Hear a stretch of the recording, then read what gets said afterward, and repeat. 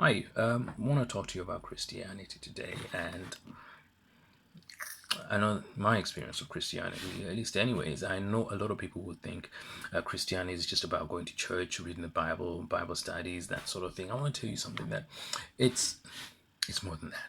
What it is not is Christianity is not a religion. We don't do things. Christianity, you don't do things out of fear of God that He's going to punish you.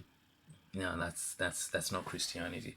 Christianity is a spiritual transformation of a person into a new life where that person is no longer bound by the things of the past, but is filled with new peace and new joy.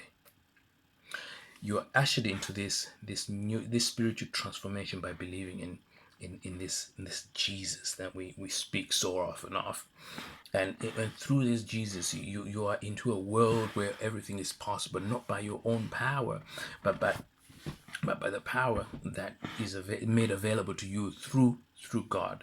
So you see, when Christians are running around trying to tell you about Jesus, it's not that they're trying to annoy you, it's not trying to judge you. It's they found something absolutely wonderful and they want to share because it's just too much and you just want to share with the rest of the world. And that's why Christians will gather together in church together so that they can talk about their experiences of this God that they're serving. And there they will sing, not because they have to, but out of gratitude for what God is doing for them. They will listen to what the preacher has to say, not because they must, they have to, but because they want to learn more about this God that they serve. They open the Bible and they'll read it often and often because they want to find out what more this God has for them. They will pray to this God because that's how you talk to this God. You want to reach out to Him, and so that He can speak back to you and know more about what He has for you. So all these things that a Christian does is not out of religion, but it's out of gratitude. You see. But there's more to it than that, you see, because being a Christian, you enter into this world of rest.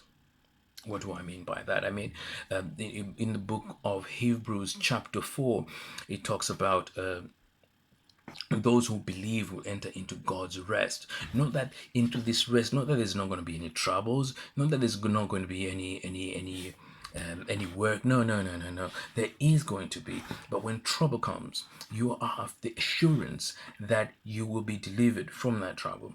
And when there's work to be done, you are sure that the work that you do will produce fruit. What we call this is that assurance that I'm talking about is what we call God's promises. See, God has promised these things for you, and that's what it brings this assurance. And these promises, they produce what we call hope. And that's it. And that's the major underlining thing about Christianity. You have hope regardless of wherever you are. You have hope through God's promises. But you know what? There's more. There's a little bit more. In the same Hebrews chapter 4, it talks about entering into God's throne where you will find mercy and grace. Mercy is forgiveness for every wrong thing that you have ever done. Everything, forgiveness. And grace is this kindness, this compassion, this favor that is upon you, not because you deserve it, but because that's how it is. Not because you deserve it, but that's how God wants to do it for you. So you see, I'm talking about joy, peace, power, love, mercy, grace. Tell me who doesn't want that in life. Tell me you don't want to be a Christian. Think about it.